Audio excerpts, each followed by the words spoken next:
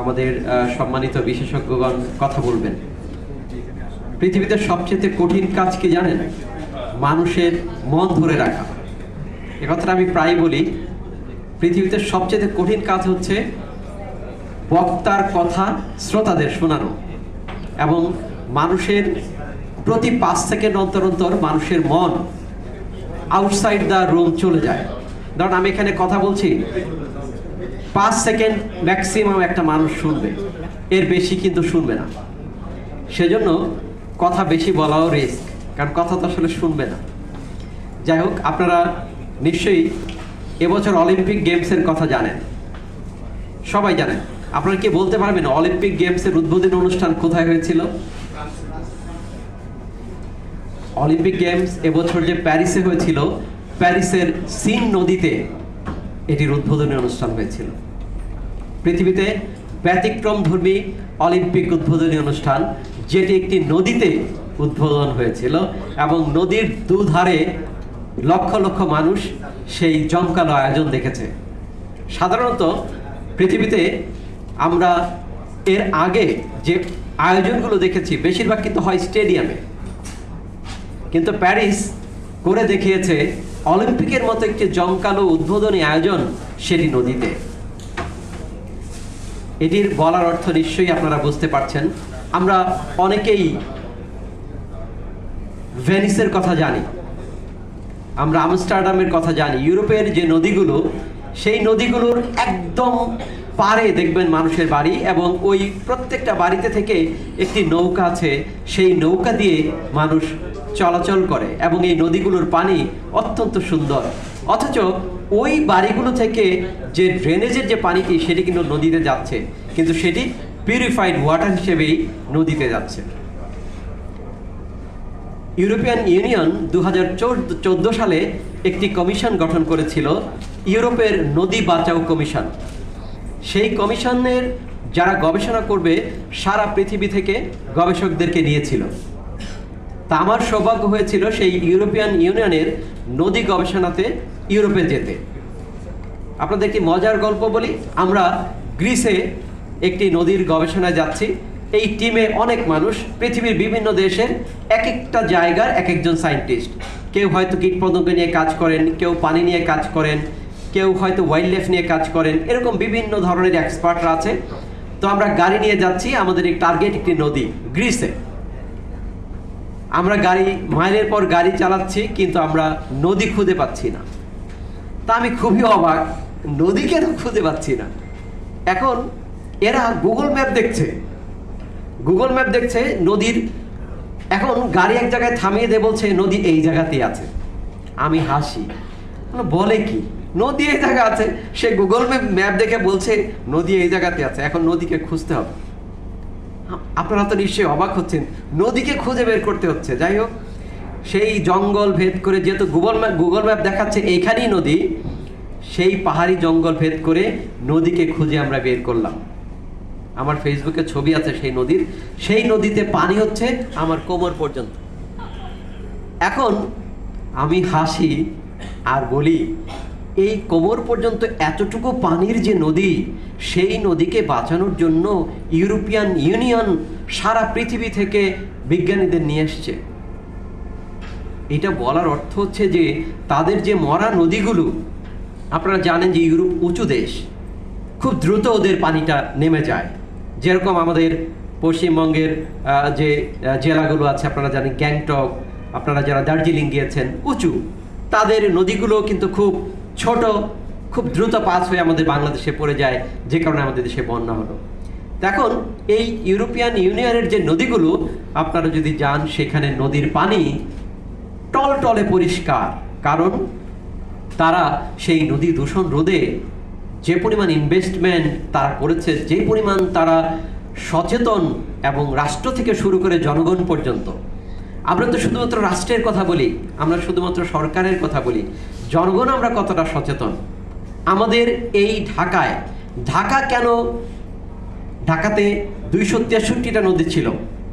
আপনারা যদি এসএ পর্সা দেখেন, এসএ পর্সা থেকে নদী খেয়ে দিল সিএস পর্সায়, সিএস থেকে আরএস, আরএস থেকে বিআরএস। এই নদীগুলো কারা খেয়ে দিল? যারা নকশা প্রণয়ন করলো, নদীগুলো ছিল একসময় রাষ্ট্রের, আমরা কি করলাম, নকশা যারা প্রণয়ন করে তাদের ঘুষ ঠুস দিয়ে নদীগুলো আমাদের নামে নকশাতে নিয়ে আসলাম। এইভাবে আস্তে আস্তে নদীগুলো বিলীন হলো। ঢাকা শহরের যে নদীগুলো ছিল সেই নদীগুলো বিলীন হয়ে গেছে, অথচ এই ঢাকাই হতে পারত ভেনিস। কারণ এত সুন্দর সুন্দর নদী আমাদের ঢাকার ভিতর দিয়ে ছিল, যেটিকে যদি আমরা সংরক্ষণ করতে পারতাম সেটি হতে পারত আমাদের এই এশিয়ার ভেনিস, হতে পারত বাংলার ঢাকা, যেখানে পর্যটনের নগর হতে পারত বাংলার ঢাকা। আপনারা থাইল্যান্ডের ব্যাংককে অনেকে গিয়েছেন। ব্যাংককে একটা ভাসমান ফ্রুট মার্কেট আছে, আপনারা ভিডিওতে অনেকে দেখে থাকবেন। ব্যাংককের শহরে একটা নদীতে, ছোট্ট একটা নদীতে ভাসমান একটা ফলের বাজার আছে। সেই বাজারে প্রচুর পর্যটক যায়। আপনারা জানেন আমাদের টিকিট কেটে সেখানে যেতে হয়েছে, অথচ আমার ঢাকায় এখন যে 300 ফিটে যে ক্যানেলটি করা হয়েছে, সেই ক্যানেলটিও যদি সংরক্ষণ করা হয়, এটি আমাদের পর্যটনের জন্য দারুণ একটি জায়গা হতে পারে। কিন্তু আমরা কি এইগুলোকে সঠিক পরিকল্পনার মাধ্যমে, এই নদী দখলকারী আমি বলবো আমরা, সরকারের চাইতে বেশি দখল করেছে প্রভাবশালী মানুষজন, তাদের কাছ থেকে বাঁচাতে পেরেছি কিনা? যদি আমরা বাঁচাতে পারি এবং সঠিক পরিকল্পনা করে নাব্যতা ফিরিয়ে আনতে পারি, নদীগুলোকে, খালগুলোকে বাঁচাতে পারি, তাহলেই এই বন্যা আমাদেরকে আর ক্ষতিগ্রস্ত করতে পারবে না। আপনারা দেখেন বুড়িগঙ্গা নদীর পানি, আমাদের ঢাকাকে কেন্দ্র করে যে নদীগুলো আছে, বুড়িগঙ্গা, তুরাগ, বালু এবং শীতলক্ষা, একটা নদীতে কোনো মাছ নাই। পলিউশন, দূষণ এমন মাত্রায় পৌঁছে দিয়েছি আমরা, মাছ নাই। আমাদের রাজুককে আমরা বলি সবচেয়ে, আমাদের প্ল্যান করে, আমাদের শহরের প্ল্যান করে রাজুক। আপনারা উত্তরা 3rd ফেজে যাবেন। আমি যেহেতু মশা নিয়ে কাজ করি, আমি প্রচুর ফিল্ডে যাই। 3rd পেজে গিয়ে আপনাদের কাজকে আমরা বললাম, উত্তরা 3rd ফেজে দেখবেন সুন্দর সুন্দর ব্রিজ করা হয়েছে, আপনারা দেখেছেন মনে হয়। কিন্তু এই ব্রিজগুলোকে আপনারা দূর থেকে দেখবেন কি খালটা এত বড়, ব্রিজটা এতটুকু। তখন মশা করে কি এই ব্রিজটার পানিটা গিয়ে, এই নদীর পানিটা গিয়ে ব্রিজের এক কোনায় আটকে যায়, ময়লাগুলো আটকে যায় এবং সেখানে প্রচুর মশা হচ্ছে। পলিউশন, যখনই পলিউশন বাড়বে, ময়লা বাড়বে, মশা হবে।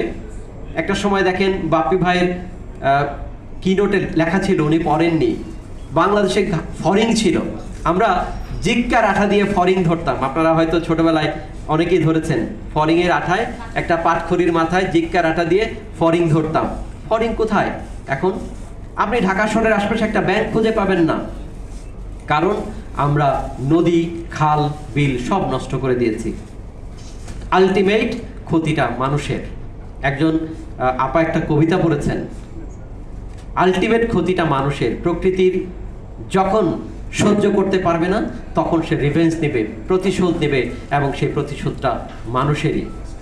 আমরা সৃষ্টির সেরা জীব, সৃষ্টিকর্তা সব কিছু সৃষ্টি করেছে আমাদেরকে ভোগ করার জন্য, আর মানুষ আমরা ভোগ করছি আর নষ্ট করছি। কিন্তু আমরা যেটাকে ভোগ করছি সেটাকে আমাদেরকে সংরক্ষণ করে তারপরেই ভোগ করা উচিত। সবাই ভালো থাকবেন। আপনারা মনোযোগ দিয়ে আমার কথা শুনেছেন, আমি দেখেছি, এজন্য কৃতজ্ঞতা এবং ধন্যবাদ।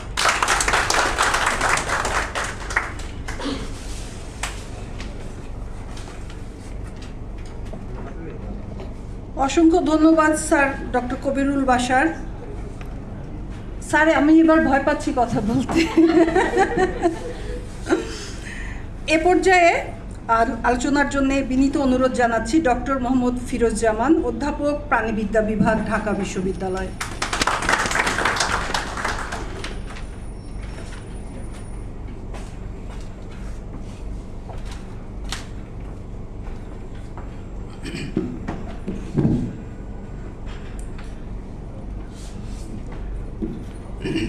আপনাদের সকলকে শুভেচ্ছা। আজকের এই আলোচনা সভা এবং প্রতিষ্ঠাবার্ষিকী পরিবেশ আন্দোলন, এই বিষয়ে এই প্রতিষ্ঠানের সভাপতি এবং যারা নেতৃবৃন্দ আছেন এবং আমার সামনে উপবিষ্ট যারা বিভিন্ন প্রতিষ্ঠান থেকে এসেছেন, সুধীবৃন্দ এবং সাংবাদিকবৃন্দ, সবাইকে আমার শুভেচ্ছা। সবার প্রতি আমার শুভেচ্ছা রইল। আমি ঢাকা বিশ্ববিদ্যালয়ে প্রাণীবিদ্যা বিভাগে গবেষণা করি এবং ওইখানে শিক্ষকতা করছি দীর্ঘ সময় ধরে, প্রায় 27 বছর হয়ে গেল। আসলে এটা একটা চমৎকার একটা পরিবেশ আমি দেখছি এবং খুবই আশ্চর্য লাগছে আমার কাছে যে অনেক মানুষ আসলে পরিবেশ সম্পর্কে আগ্রহ আছে। আমি সারা বাংলাদেশে বিভিন্ন জায়গায় কথা বলি, বিশেষ করে বন্যপ্রাণী নিয়ে, যেহেতু আমি গবেষণা করি এবং প্রাণী বৈচিত্র্য এবং প্রাণীরা যে বাংলাদেশে যে পরিবেশে থাকে সেই পরিবেশে ইকোলজি, প্রতিবেশ এগুলো নিয়ে আমার মেইনলি হলো গবেষণা এবং এদেরকে কিভাবে রক্ষা করা যায় এগুলো নিয়ে আমার আসলে সংগ্রাম। তো আসলে সবুজ আন্দোলন এটা একটা সংগঠন। এই পরিবেশ নিয়ে যারা পরিবেশ আন্দোলনের কথা বললেন আমার পূর্ববর্তী বক্তারা, আমি মনে করি এটা সারা বাংলাদেশে যারা পরিবেশ নিয়ে কাজ করে, জীববৈচিত্র্য নিয়ে কাজ করে, তারা সবাই যদি একত্রে এক প্ল্যাটফর্মে কাজ করা যেত, একসাথে একই শব্দ করে উচ্চারণ করা যেত, আন্দোলন করা যেত, তাহলে হয়তো আরও বেশি ভালো হতো। এবং আমাদের যে অবস্থা আপনারা নিশ্চয়ই বুঝতে পারছেন বিগত বন্যার এই পরিস্থিতিগুলো দেখে, এখানে আমরা অনুমান করতে পারছি যে আমরা আমাদের পরিবেশকে আসলে কি করে ফেলেছি। এখান থেকে কিন্তু অনেক কিছু অনুমান করা যায়। আমি কতগুলো পয়েন্ট নিয়ে কথা বলবো, নির্দিষ্ট কতগুলো পয়েন্ট নিয়ে। যেমন আমি যেহেতু গবেষণা করি বন্যপ্রাণী নিয়ে, বন্যপ্রাণী কিন্তু একটা অবিচ্ছেদ্য অংশ, আমাদের পরিবেশের খুবই অবিচ্ছেদ্য অংশ। এবং আমাদের একজন স্যার বলতেন, আমাদের প্রফেসর কাজী জাকির হোসেন, যে বাংলাদেশ থেকে এবং পৃথিবী থেকে যদি পাখিকে 1 মিনিটের জন্য উইথড্র করা হয় এবং ওদেরকে কোনো অ্যাক্টিভিটিস না চালনা করতে দেওয়া হয়, তাহলে পৃথিবী ধ্বংস হয়ে যাবে। তো এটা আসলে বোঝাতে মানুষ হয়তো অবাক হবে, কথাটা এটা আবার কেমন কথা। আসলেই তাই, শুধু পাখি যে পৃথিবীতে কি পরিমাণে কন্ট্রিবিউট করে এবং আমাদের জীবনে, আমাদের পরিবেশের রক্ষার জন্য, আমাদের মানুষের মানব কল্যাণে কি উপকার করে, সেটা বলে শেষ করা যাবে না। তো আমাদের দেশে কিন্তু অনেক বন্যপ্রাণী আছে এবং আমাদের দেশের পরিবেশ কিন্তু চমৎকার, আসলে চমৎকার ছিল, কিন্তু এখন নাই, এখন আরও খারাপ হচ্ছে। চমৎকার ছিল এই কেন বলছি, যে আমাদের দেশে এখনও কিন্তু 1000 প্রজাতির মতো বন্যপ্রাণী থাকে। বন্যপ্রাণী যাদেরকে বলছি আমরা ব্যাঙ, সরীসৃপ এবং সাপ জাতীয় প্রাণী এবং পাখি, স্তন্যপায়ী বন্যপ্রাণী, এগুলোই 1000 প্রজাতি। আরও কিন্তু বন্যপ্রাণী আছে অন্যান্য, যেমন ফড়িংয়ের কথা বলা হলো, বাটারফ্লাইয়ের কথা বলা হলো। এই প্রাণীগুলো কিন্তু পরিবেশের ইন্ডিকেটর হিসেবে কাজ করে। এই প্রাণীগুলো যখন কোনো জায়গায় থাকে না, তখনই বুঝতে হবে এই পরিবেশটা কিন্তু দূষিত হয়ে গেছে। তো আমাদের দেশে যে এই যে 1000 প্রজাতির বন্যপ্রাণী আছে, সেইগুলো থেকে আমরা গবেষণা করে দেখছি যে এখন দেখা যাচ্ছে যে IUCN-এর তথ্য অনুযায়ী, IUCN নিশ্চয়ই আপনারা জানেন, যারা বাংলাদেশের বন্যপ্রাণী এবং অন্যান্য প্রাণীগুলোর যে প্রজাতিগুলো আছে সেগুলোর অ্যাসেসমেন্ট করে, যে এদের অবস্থাটা কি, ভালো না মন্দ না খারাপ, থ্রেটেড অবস্থা আছে কি না, বিপন্ন কি না, সেগুলো। তো সেখানে দেখা যাচ্ছে যে 167 প্রজাতির প্রাণী অতি বিপন্ন এবং মহাবিপন্ন অবস্থায় আছে। তো এইগুলো সুতরাং বুঝতে পারছেন যে কি অবস্থায় আছে আমাদের। এটার একমাত্র কারণ হলো আমাদের পরিবেশের অবক্ষয়, এবং পরিবেশের অবক্ষয় আমরা এমনভাবে করছি যেটা আমরা নিজের জানতে এবং অজান্তে দুভাবেই কিন্তু করছি। আমরা জেনেও করছি, না জেনেও করছি। আমাদের সবচেয়ে এই বিষয়টা, যেমন এই যে জীববৈচিত্র্য সংরক্ষণে শুধু সরকারই কিন্তু করবে না, এটা জনগণকেও করতে হবে। সরকার হলো পদক্ষেপ নেবে, জনগণকে সহযোগিতা করতে হবে, এবং জনগণ যদি সহযোগিতা না করে তাহলে কিন্তু সংরক্ষণ করা সম্ভব নয়। আমি 2-1টা এক্সাম্পল দিই। যেমন আমরা যে এই যে পলিথিন ব্যবহার করছি, উন্নত বিষয়, আমি কিন্তু জাপানে পড়াশোনা করে এসেছি, দীর্ঘ সময় থেকেছি সেখানে কিন্তু প্রচুর পলিথিন ব্যবহার হয়। আপনি যখনই বাজারে যাবেন, সব জিনিসপত্র আপনাকে পলিথিনে গুছিয়ে দেবে তারা। কিন্তু কি করি আমরা, ওই পলিথিনগুলো বাসায় নিয়ে আমরা সবগুলো ব্যবহার করার পরে আমাদের নির্দিষ্ট জায়গায় একটা বাকেটের মধ্যে রাখতে হয়, এবং পরের দিন সকালে অথবা আগের দিন রাতেই একটা নির্দিষ্ট জায়গায় গিয়ে স্তূপ করতে হয়। এর ব্যতিক্রম যদি আপনি ঘটান, তাহলে কে ঘটালো ওইটা নিয়ে তদন্ত হয়ে এমন শাস্তি হবে আপনার, যে আপনি হয় ওই দেশে থাকবেন, আর না হলে আপনার বড় রকমের শাস্তি হবে, পানিশমেন্ট, এবং সাথে সাথে আদালত, সাথে পানিশমেন্ট। তো দেখেন, আমি দেখেছি ওখানে কিন্তু আমি ছোট ছোট ড্রেন দেখেছি, নদী দেখেছি, কোথাও একটা খুঁজে পাইনি পলিথিন। কি আশ্চর্যের ব্যাপার না চিন্তা করলে? অথচ আমাদের দেশে দেখেন তো এটার জন্য দায়ী কে? এটা আমরা সবাই দায়ী। সেজন্য কি করতে হবে? সচেতনতা সৃষ্টি করতে হবে, এবং ছোট থেকে। এখন কিন্তু না, এখন যদি আপনি বলেন সচেতনতা সৃষ্টি করেন, তাহলে মানুষ বলবে কি বোঝাচ্ছে আবার এই ছেলে বা এই লোক বা কি বলছে। ছোট থেকেই একদম স্কুলের বাচ্চা থেকেই শেখায় কিন্তু। তো আমরা যে পড়াশোনাটা করাই, স্কুলের বাচ্চাদের যে শিক্ষিত করে তুলি, আমরা কিসে শিক্ষিত করে তুলি? শুধু খালি বিজ্ঞান, অঙ্ক, তাই না, নানান সমাজ বিজ্ঞান, এই সংজ্ঞা বলো, এই বলো, এই যোগ বিয়োগ শিখো, তাই না? ওরা কিন্তু সকল কিছু শেখায়। একটা রাস্তা কিভাবে পার হতে হয়, কয়বার দেখতে হয়, সেটাও কিন্তু শেখায়। আর মানুষের সাথে কিভাবে কথা বলতে হয়, ওইটাও শেখায়। সাংঘাতিক রকমের। তো সেই জন্য আমাদের দেশেও যেহেতু সংস্কারের কথা এখন বলছি, আমরা সংস্কারটা শুরু করতে হবে এবং ছোট থেকেই আমাদের সিলেবাস চেঞ্জ করতে হবে, ছোট থেকেই সিলেবাস চেঞ্জ করতে হবে, এবং এগুলো ইনক্লুড করতে হবে। আমরা 30% জিনিস এগুলো যদি ইনক্লুড করি আর লেখাপড়াটা যদি 70% করি, তাহলে ছোট বাচ্চারাই কিন্তু আপনাকে ধাক্কা দেবে বড় হলে। যেমন আমরা ধাক্কা খেলাম না একটা, যে আপনারা কি করছেন সিনিয়ররা, আসলে এগুলো ঠিক নয়। ছাত্ররা ধাক্কা দিল না একটা বড় রকমের, এই ধাক্কা কিন্তু বাচ্চাটাই দিবে আপনাকে। বলবে যে আপনি কেন থুতু ফেলেছ বাবা, তুমি কেন থুতু ফেলেছ, তুমি কেন পলিথিনটা ফেলে দিলে, তোমার সিগারেট খায় সিগারেটটা ফেলে দিলে কেন, তুমি কেন ওপেনলি সিগারেট খাচ্ছ, বাচ্চাটাই কিন্তু বলবে। তখন কিন্তু মা বাবা লজ্জায় আর এই কাজ করবে না। তো সেগুলো জিনিস আমাদের বুঝতে হবে। আমাদের দেশে কিন্তু আইন আছে, বন্যপ্রাণী আইন, কিন্তু এগুলো হলো কি, এই যে অনেক আইনের কথা বলা হলো, এগুলো জাস্ট সাইনবোর্ডের মতো, যে মানুষকে বোঝানো, বাংলাদেশের মানুষকে ধোকা দেওয়া আর ইন্টারন্যাশনাল বডিকে ধোকা দেওয়া, যে আমাদের দেশে বন্যপ্রাণী সংরক্ষণ আইন আছে, কিন্তু এটার কি ইমপ্লিমেন্টেশন আছে? নাই। কোনো আপনি ইচ্ছা করলেই একটা ওই বা শিয়ালের গলায় দড়ি দিয়ে আপনি নিয়ে গেলেও কেউ কিছু বলবে না আপনাকে, বরং আরও কী করবে, আপনার সাথে যোগ দেবে, খেলায় যোগ দেবে, ওইটাকে আরও পিটাবে, মারবে। একটা বন্যপ্রাণী দেখলেই আমরা মেরে ফেলি। কিছুদিন আগে আপনারা দেখলেন সাপের কথা, আমি কিন্তু অনেক কথা বলেছি সাপের বিষয়ে। এখন একটা সাপ মারলেই ওইখানে একটা ছবি দিয়ে দেয় রাসেল ভাইপার। বুঝতে পেরেছেন? সাপ কিন্তু অত্যন্ত অত্যন্ত উপকারী প্রাণী। সাপ হলো অত্যন্ত উপকারী প্রাণী, এবং ওরা হলো পোকামাকড় খায়, অন্য সাপকেও খায়, এবং পরিবেশের ভারসাম্য রক্ষা করে। বুঝতে পেরেছেন? তো সুতরাং এই জিনিসগুলো বলে কিন্তু শেষ করা যাবে না। নদীর সঙ্গে যে আমি কানেক্টেড করি, দেখেন অনেক বন্যপ্রাণী আছে যারা নদীতে থাকে, এবং এই নদীগুলো নষ্ট হওয়ার কারণে আর নাই। শুশুক পাওয়া যেত এই বুড়িগঙ্গা নদীতে, প্রচুর শুশুক দেখার জন্য মানুষ যেত। আমি যখন প্রথম ঢাকায় আসি, আমি শুশুক দেখার জন্য গেছি এই বুড়িগঙ্গা, এই যে বিয়েতে কি বলে এটা, গাবতলির এখানে কীভাবে এরা উল্টায়। এখন পাওয়া যায়, বর্ষাকালে দুই একটা দেখা যায়। কেন পাওয়া যায় না? কারণ যত রকমের ইন্ডাস্ট্রিয়াল পলিউশনগুলো আমরা করি কি, ওই নদীতে ফেলে দিই। আপনি যদি একটা নৌকা নিয়ে যান, দেখবেন যে কত যে ড্রেন এবং ময়লা ঢুকতেছে বুড়িগঙ্গা নদীতে, কি আশ্চর্য। অথচ এই বুড়িগঙ্গা নদীতে শুশুক সহ যত রকমের ন্যাচারাল ফিশগুলো আছে, যে টাকি মাছ বা পুঁটি মাছ আর অন্যান্য মাছ, সেগুলো কিন্তু ওখানে কিলবিল করার কথা, থাকার কথা। এগুলো কি আছে এখন? সেই পরিবেশ কি আছে? এগুলো কি আমরা প্রতিরোধ করতে পারি না, দমন করতে পারি না? অবশ্যই পারি। আমি বলবো এই সরকারকে, এই যে ইন্টারিম গভর্নমেন্টকে, যত সংস্কার হচ্ছে এই সংস্কারগুলো হওয়া দরকার, যে কোনো পানি, কোনো পলিউটেড পানি, ইন্ডাস্ট্রিয়াল পানি ন্যাচারাল ওয়াটারে যাবে না। এগুলো বন্ধ করতে হবে। এবং এগুলো কি বন্ধ করতে হলে কি আমাদের ইন্ডাস্ট্রি বন্ধ হয়ে যাবে? নো, এগুলো কিন্তু কোনো দেশেই বন্ধ হয় না।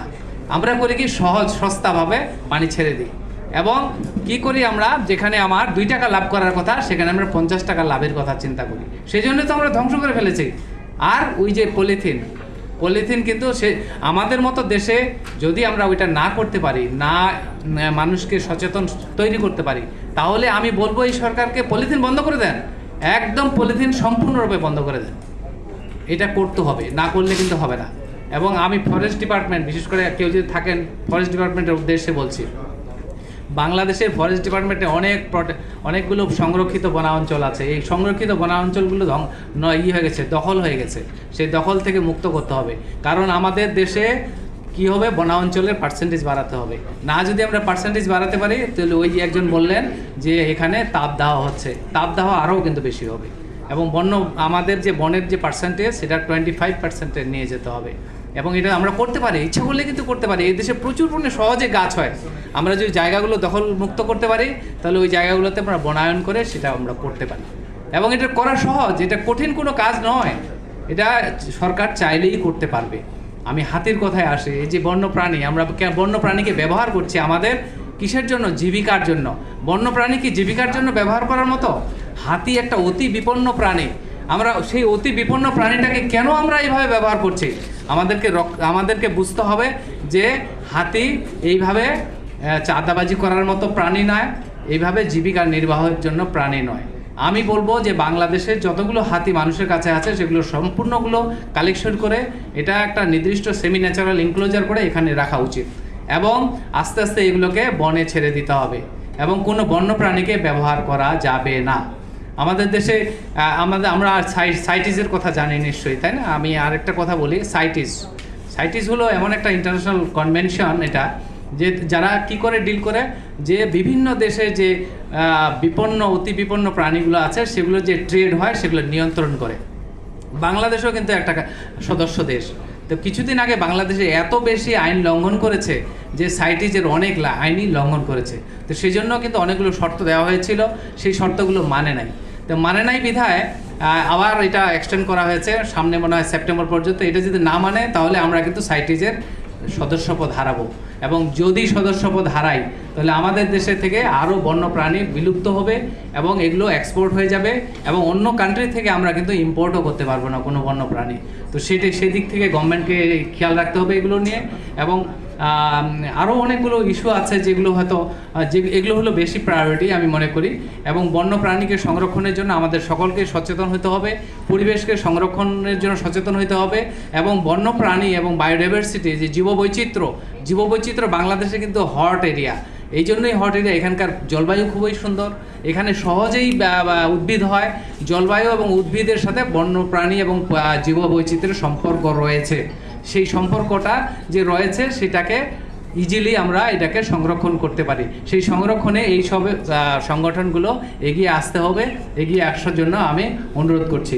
আমি পরিবেশ আন্দোলনকে ধন্যবাদ জানাই, কৃতজ্ঞতা জানাই আমাকে অ্যাওয়ার্ড দেওয়ার জন্য। কিন্তু আমি এটাই কিন্তু আমি যদি কোনো কাজ করতে পারি এবং ভবিষ্যতে কোনো কন্ট্রিবিউট করতে পারি নিজেকে ধন্য মনে করব, আমি সহযোগিতা করব ইনশাল্লাহ।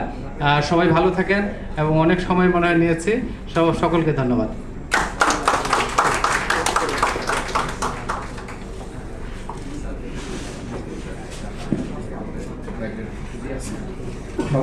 ধন্যবাদ। আমরা একটু উইকেট দিব। আমি আমাদের সম্মানিত অর্থ পরিচালক, সম্মানিত প্রধান আলোচক মুজিবুর রহমান হাওলাদার স্যারের কাছ থেকে নিচ্ছেন, সার্টিফিকেট নিচ্ছেন নীলুফার ইয়াসমিন রূপা। শফিকুল একটু ক্যামেরায় ঢুক দিয়ে।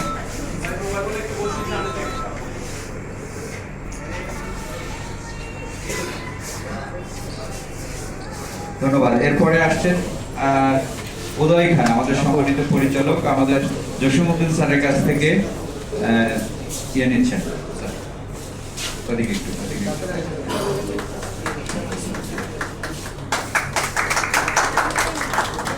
এরপরে আসছেন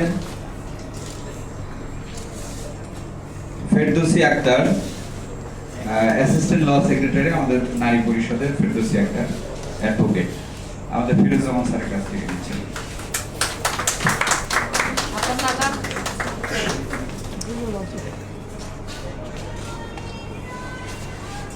ধন্যবাদ।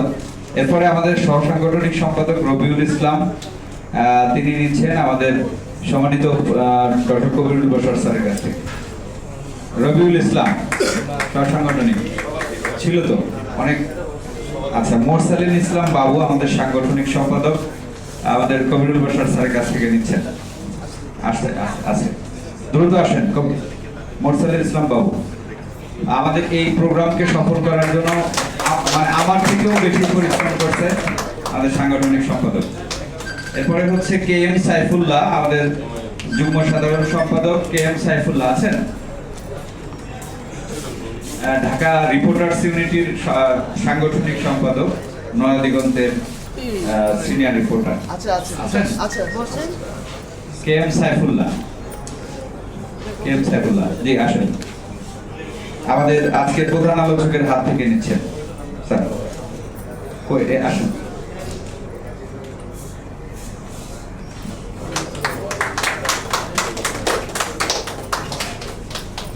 এরপরে আসবেন আলমগীর হোসেন পলাশ, আমাদের অর্থ পরিচালক, খাবার দাবারের দায়িত্বে আছেন এবং আমাদের অর্থ কমিটির সদস্য সচিব আজকের প্রোগ্রাম বাস্তবায়ন আমাদের ফিরোজ্জামান স্যারের কাছ থেকে আসছে।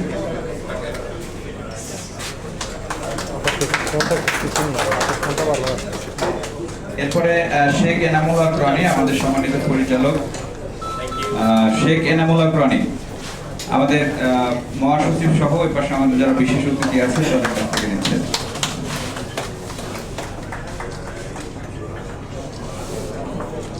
আমাদের আরেকটা একটু নামের আছে, সেটি হচ্ছে আমাদের সভাপতি নারী পরিষদের অর্থ দপ্তর সম্পাদক রিয়া ম্যাডাম কে আছে? আছে, আসেন।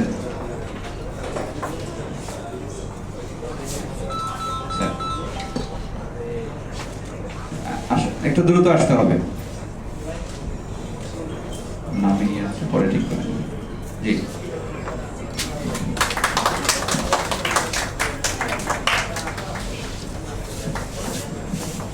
জি, ধন্যবাদ। আমরা আবার একটু বসি। আমাদের এই মুহূর্তে আমরা একটু আমাদের আলোচনার জসীমউদ্দিন স্যারের আলোচনায় আমরা যাব। আমাদের সম্মানিত বিশেষজ্ঞ আলোচক উদ্ভিদ বিজ্ঞানী সম্মানিত অধ্যাপক ঢাকা বিশ্ববিদ্যালয় ডক্টর মোহাম্মদ জসীমউদ্দিন স্যারের কাছ থেকে আমরা বক্তব্য শুনবো। স্যার চাইলে কিন্তু এখানে দাঁড়ায় দিতে পারেন বা অথবা ওখানে।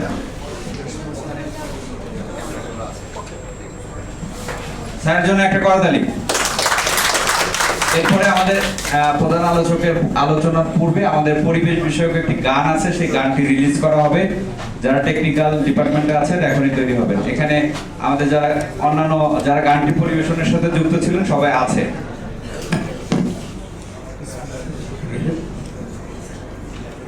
সবুজ আন্দোলন কর্তৃক আয়োজিত আজকের এই গ্রিনম্যান অ্যাওয়ার্ড অনুষ্ঠানের সম্মানিত সভাপতি প্রিয় নাফি সর্দার, অনুষ্ঠানে উপস্থিত আমাদের মুখ্য আলোচক, প্রধান আলোচক, আমাদের একজন বিজ্ঞজন, উনি দীর্ঘদিন বাংলাদেশ নদী রক্ষা কমিশনের দায়িত্ব পালন করেছেন। আমি মনে করি আজকের অনুষ্ঠানের যে থিম এবং বিজ্ঞ আলোচক চমৎকার একটা মিল হয়েছে। ডক্টর মুজিবুর রহমান সহ অনুষ্ঠানের অন্যান্য বিজ্ঞজন সহ আমার বন্ধুবর প্রফেসর ফিরোজ, আমি নাম দেখে আমি বুঝলাম যাক আজকে আমার বন্ধুকে পেলাম অ্যাটলিস্ট। হ্যাঁ, আর আপনারা যারা উপস্থিত আছেন সবুজ আন্দোলন সহ সবুজ আন্দোলনের শুভাকাঙ্ক্ষী মিডিয়ার সকল ব্যক্তিত্ব, লেডিস এন্ড জেন্টলম্যান, সবাইকে নতুন বাংলাদেশে স্বাগত জানাচ্ছি। আসলে আমরা কেউ বিশৃঙ্খলা করবো না, আমাদের আপনারা বক্তব্য অনেকক্ষণ শুনেছেন। আসলে এখন আর বক্তৃতা দেওয়ার শক্তি আর বেশি নেই, কারণ হচ্ছে অনেকগুলো ইস্যু চলে আসছে। আমি সামান্য কিছু শেয়ার করব, যেহেতু নদী নিয়ে কথা হচ্ছে। তো এখন নদী নিয়ে সম্প্রতি আমার বাড়ি কিন্তু ফেনী, আমার বয়স প্রায় 55-এর কাছাকাছি। এই জীবনে আমি কোনোদিন আমার ঘরে একতলা ডুবছে আমি কোনোদিন শুনি নাই। এই প্রথম শুনলাম আমার ঘরে একতলা ডুবে গেছে।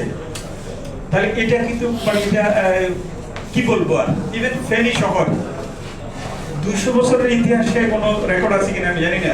ইভেন সেদিন 100 বছরের এক বৃদ্ধ বলছিল, আমার 100 বছরের জীবনে শুনি নাই যে ফেনী শহরে পানি উঠছে এবং কি একতলা দেড়তলা পর্যন্ত ডুবে গেছে। আচ্ছা, ফেনীতে যে কয়টা নদী আছে আপনারা জানেন, ফেনী নদী, মুহুরী নদী, রঘুয়া নদী, সিলোনিয়া নদী ইত্যাদি, সবগুলোর উৎপত্তি স্থল কিন্তু অপর পারে উজানে। তো দেখো সেখান থেকে পানি আসে সাধারণত আমরা যেভাবে জানি ন্যাচারাল ওয়েতে আসে, ন্যাচারাল ওয়েতে সেটা সাগরে চলে যায়। কিন্তু সেখানে যখন কোনো ধরনের ম্যানিপুলেশন করা হয়, সেটা যদি ইচ্ছাকৃত হয়, তাহলে তার প্রতিঘাত আমরা দেখছি। আপনি যদি অর্থনৈতিক ভাষায় আপনি যদি হিসাব করেন, ফেনীতে এখন জিরো। মানুষ যারা বেঁচে আছে তাদের হাতে কোনো রিসোর্স নেই। আমি হিসাব করার জন্য আমি সরকারকে অনুরোধ করছি, বর্তমান যারা রিলেটেড আছেন ওনাদেরকে হিসাব করতে বলেছি। আপনি চিন্তাই করতে পারবেন না, কারো হাতে কিছুই নেই। যাই হোক, তাহলে নদী কত ইম্পর্টেন্ট ইস্যু আপনারা আপনাদের চোখের সামনে এখনো আছে। আর আমি বিশ্ববিদ্যালয়ের দেশে আমি একটু মাঝে মধ্যে যাই, সেখানকার নদীগুলো সম্পর্কে আমার জানার একটু আগ্রহ ছিল। যেমন আমি যদি ঝিনাইদহ বলি, তাহলে নবগঙ্গা, তারপরে যদি আমি যশোরের দিকে যাই বেগবতী,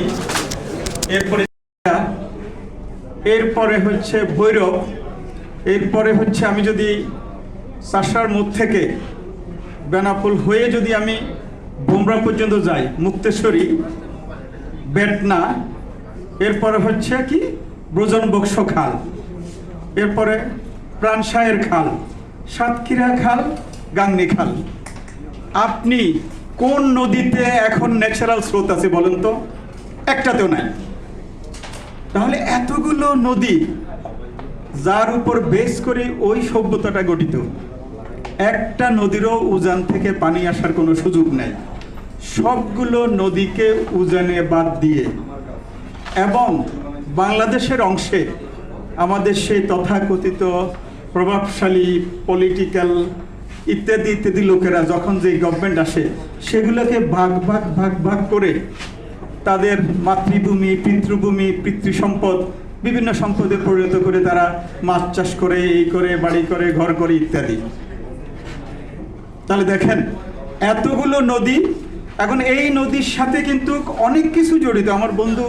আমার বন্ধুবর বলেছে যে জীববৈচিত্র্য, বিশেষ করে অ্যাকোয়াটিক ডাইভার্সিটি, সেখানে উদ্ভিদ ছিল, সেখানে প্রাণী ছিল, সেখানে 100 রকমের দেশীয় মাছ ছিল। আজকে কি আছে আপনারা দেখছেন? নাই। আপনি আজকে বাজারে গেলে কি পাচ্ছেন? ওই নদীতে বাদ দিয়ে চাষ করা হচ্ছে পাঙ্গাস, যেটা আপনিও খান না, তেলাপিয়া, দেশি মাগুর, নানা জাতীয় যেগুলো অখাদ্য।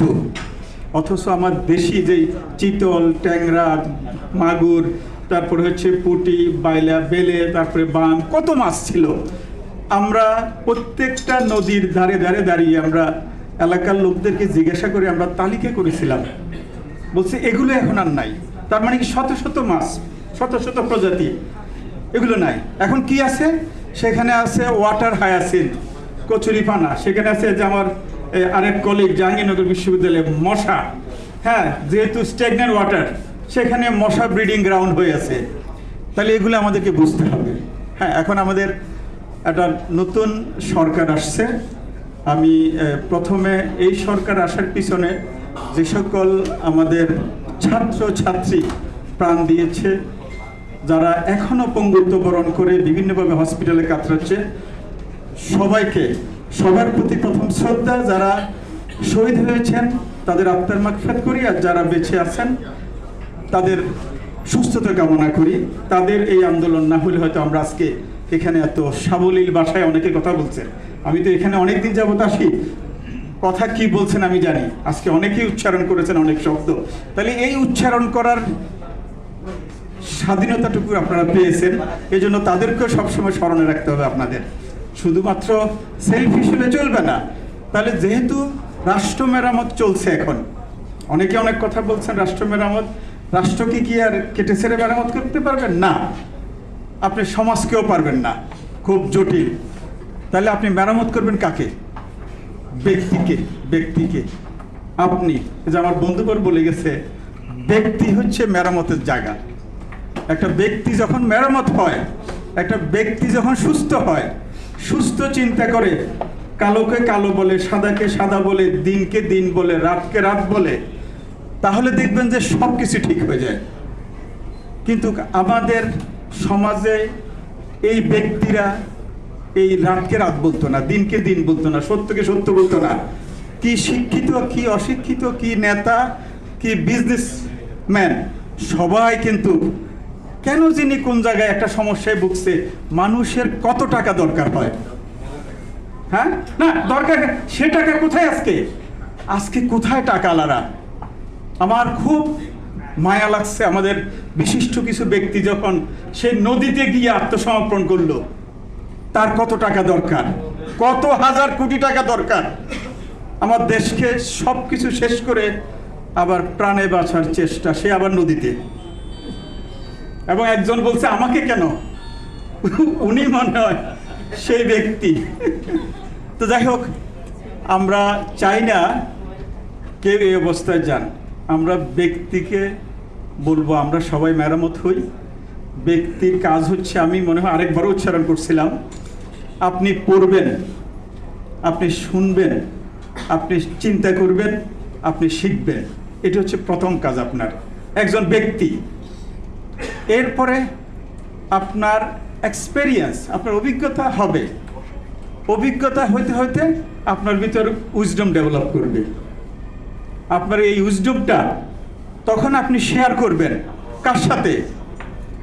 দেশ জাতি যারা পরিবর্তন করতে পারে।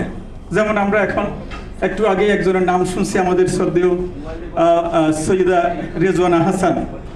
উনি তো এতদিন আমাদের সাথে মাঠে ছিলেন, এখন আমাদের জন্য একটা সুযোগ, ওনার জন্য একটা সুযোগ। উনি অনেকগুলো সংস্কারের জন্য কথা বলেছেন। এখন তো আর পলিটিক্যাল পার্টি নেই, কোনো চাপ নাই। উনি ইচ্ছা করলে ওনার যত চিন্তা চেতনা ছিল, পরিবেশ, নদী, বন, জীববৈচিত্র্য, এখনই সুযোগ, আপনি সংস্কার করে দেন।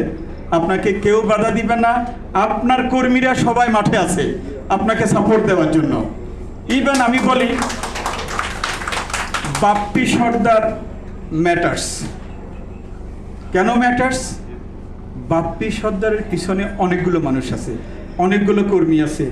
আমরা বাপ্পি সর্দারের ডাকে এখানে এসে কথা বলছি, তাহলে বাপ্পি সর্দারের মতো এরকম অনেকগুলো ম্যাটার্স আছে, এরা আপনাকে প্রোটেকশন দিবে। আপনার এই সুযোগটা আপনি কাজে লাগান, আপনার চিন্তা চেতনা পরিবেশ নিয়ে একটা সুন্দর বাসযোগ্য পৃথিবী আপনি যেই কদিন ক্ষমতায় থাকেন যতটুকু পারেন এখনই সুযোগ আপনি করে দেন। মাননীয় পরিবেশ উপদেষ্টা সৈয়দা রিজওয়ানা হাসান, আমি গত পরশুও বলেছি একই কথা, যে আপনার এই সুযোগ। তো যাই হোক, আমি আর কথা বাড়াবো না। আমাদের একজন মুরব্বী এবং বিশেষজ্ঞ আছেন, উনি যেহেতু সরকারের সাথে ডাইরেক্ট কাজ করেছেন এবং আমি কিছুটা আঁচ পেয়েছি। হ্যাঁ, এই সরকারের চেয়ারে বসে কি করতে পারে কি করতে পারে না এগুলো আমরা কিছুটা হলে বুঝি। তারপরে ওনার অভিজ্ঞতাটা আমরা শুনবো আজকে, সেই জন্য আমি আর কথা বেশি বাড়াবো না। আপনাদেরকে অসংখ্য ধন্যবাদ। আপনাদের সাথে ইনশাল্লাহ বেঁচে থাকলে আবার দেখা হবে এই সবুজ আন্দোলন নিয়ে। এই বাপ্পি সর্দার অলরেডি ঘোষণা দিয়েছে, যাক, আরো বাপ্পি সর্দার সে জন্ম দিয়ে গেছে আমি মনে করি। হ্যাঁ, সে এক বাপ্পি সর্দার এখান থেকে চলে গেলে কিছুই হবে না। হ্যাঁ, আরো বাপ্পি সর্দার এখানে জন্ম হয়ে আছে আমি আশা করি। তো ইনশাল্লাহ দেখা হবে। সবাইকে অসংখ্য ধন্যবাদ। আজকে যারা গ্রিন ম্যান অ্যাওয়ার্ড পেয়েছেন ওনাদের সকলকে আমার পক্ষ থেকে অভিনন্দন। আমিও এই প্রতিষ্ঠান থেকে আমি একবার পেয়েছিলাম। হ্যাঁ, ভালো লাগছে, কারণ অ্যাওয়ার্ড পাওয়াটা এটা একটা মানে নিজেকে কাজ করার জন্য অনুপ্রাণিত করে। অ্যাওয়ার্ড পাওয়া কিন্তু শেষ না। আপনি যে কাজ করতেছেন, ভবিষ্যতে কাজ করবেন, আপনাকে জাস্ট একটু ফুল দেওয়া হলো। আমি আশা করি সম্মানিত যারা অ্যাওয়ার্ড পেয়েছেন, অ্যাওয়ার্ডিরা, উনাদের এই সবুজকে রক্ষা করার, জীববৈচিত্র্য রক্ষা করার আন্দোলনকে আরও বেগবান করবেন।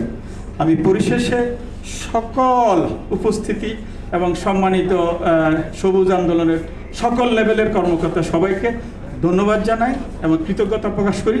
আর বিশেষ করে আমার শ্রদ্ধেয় মুরব্বী ডক্টর মজিবুর রহমান হাওলাদার সাহেব, ওনাকেও আমি শ্রদ্ধা জানাই।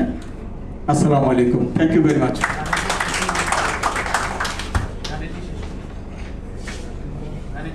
বক্তব্যটা শুনে বক্তব্য নিয়ে সম্মানিত আজকের অনুষ্ঠানের প্রধান আলোচক, বাংলাদেশ নদী রক্ষা কমিশনের সাবেক চেয়ারম্যান ডক্টর মুজিবুর রহমান হাওলাদার এবং আজকে যিনি গ্রিনম্যান অ্যাওয়ার্ড পেলেন। আমরা একটু স্যার এখানে দাঁড়িয়ে দিলে ব্যানার শো সব আসবে।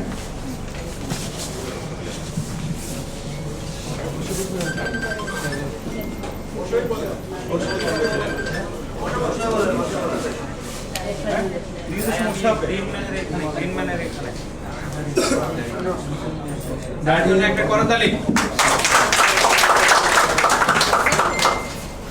আসসালামু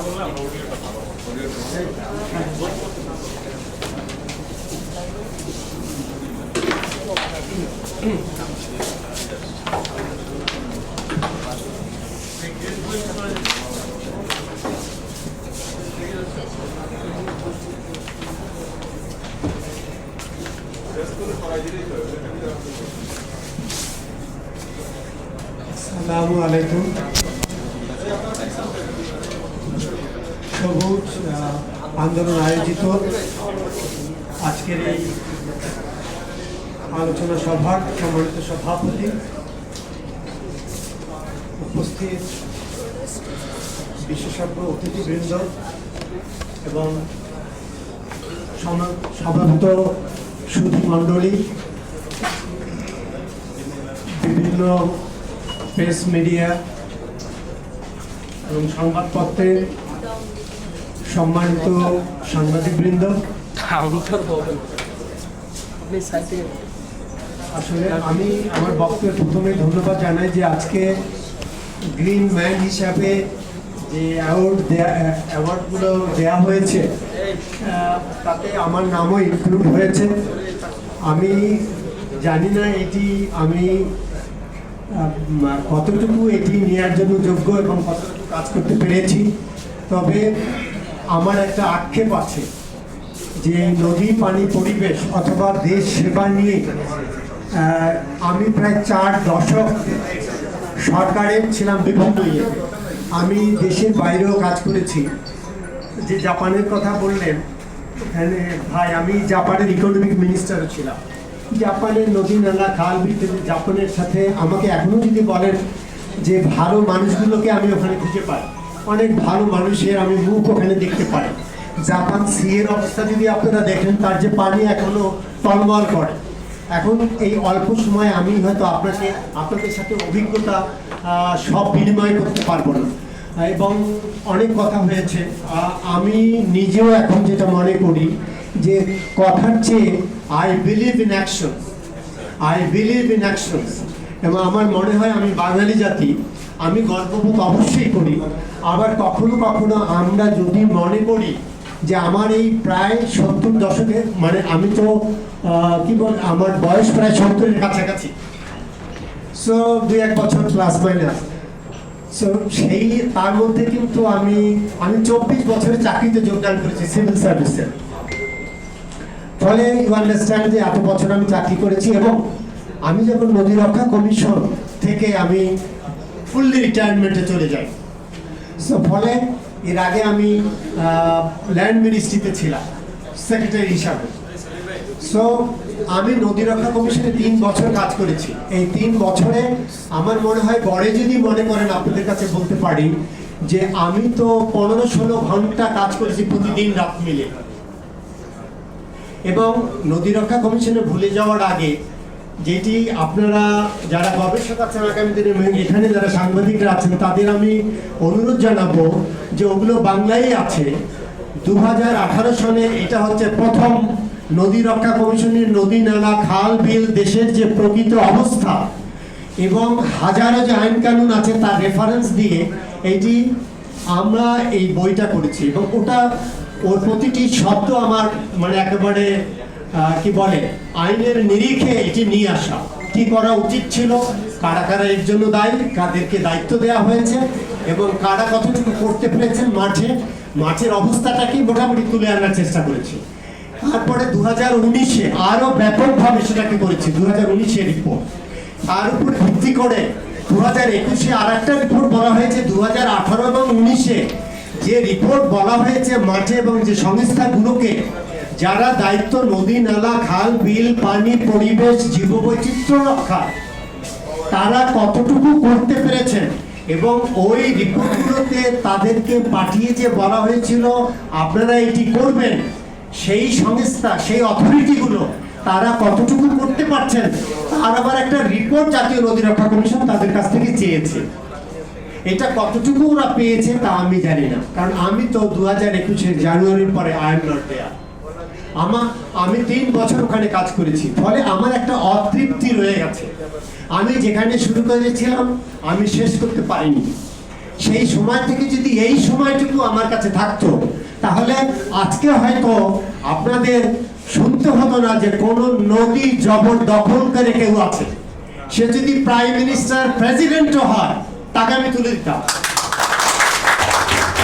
আমার সময়ে আমি অনেক এমপি মহোদয়গণ, যাদেরকে মানুষ ভোট দেয়, যাদেরকে নৌ পরিবহন মন্ত্রণালয়ের তখনকার মন্ত্রী বাহাদুর আশ্বাস দিলেন যে আপনার বিদ্যুৎ প্রকল্প ওখানে থাকুক, আমি এটা দেখব, আমাকে মিটিংয়ে ডাকলেন এবং এ dozen of member of the parliament of that time তাদেরকে নিয়ে আসলেন, মানে আমাকে আমার উপরে জিতে যাওয়ার জন্য, যে আমি তাদেরকে যাতে তুলে দিতে না পারি, তারা সেটা ফিরিয়ে আনার জন্য।